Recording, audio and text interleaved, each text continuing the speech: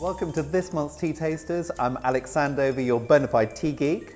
This month's tea is a Darjeeling, but not any old Darjeeling. This is the creme de la creme from the Lingier estate, this year's first flush Darjeeling 15 Spring. What's very special about this tea, which you're not going to find anywhere else, is that it has the most amazing black rose bouquet. The Lingier estate is in the northern part of Darjeeling. They've been producing tea there for over 170 years. This estate is 100% biodynamic, so it means our teas are completely organic. This region is protected by UNESCO, meaning that it has the same sort of status as champagne. This tea is grown at a really high altitude. It means that the tea actually grows slower, and that gives us this absolutely unique flavour. The growing season is determined by the Hindu calendar. It starts with Holi, the festival of colour, and ends with Diwali, the festival of light. This year, Holi was unusually early, meaning spring was longer with cooler nights and hotter days. And this means the Darjeeling 2015 spring tea is unparalleled in quality. When the tea's ready for plucking, they're looking for the finest, smallest leaves bursting with juice from the first spring rains. These are then taken and withered. The withering takes a certain amount of moisture out of the leaf, and then the leaves are beautifully hand-rolled, very carefully, very gently, to retain the fine flavours. From there, the tea's ready to drink. So let's try some. For our tasting today, we're going to be using quite an unusual set of crockery. This is used by our master blenders, so it's very professional. And what we do with this is we put some tea in the bottom of it.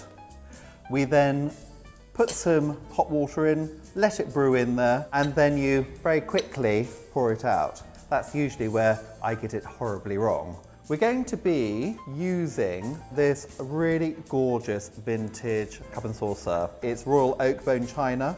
It looks rather lovely. Actually, what was the date on there? 1846, very old.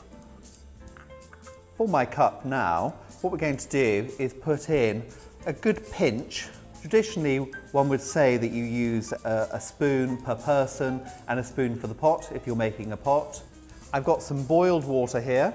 This was boiled at 100 degrees. It's been left to rest a little bit. This is such a wonderful, delicate, fresh tea. We do not want to burn the leaves. We're going to let that brew for 2 to 3 minutes.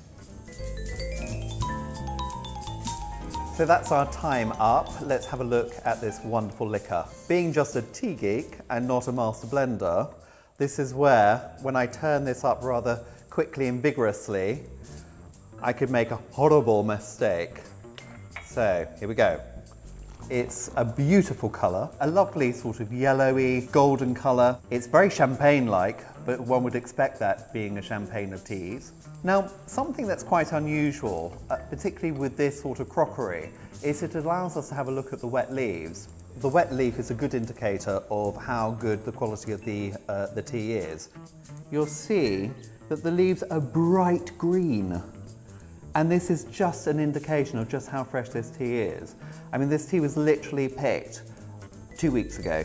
So I feel now that I have to be terribly proper because we have our fine china, so I feel like I should keep my little finger out with this tasting. So yes, very light floral bouquet. That's where the flower, the black rose, is really coming through. That really is lovely.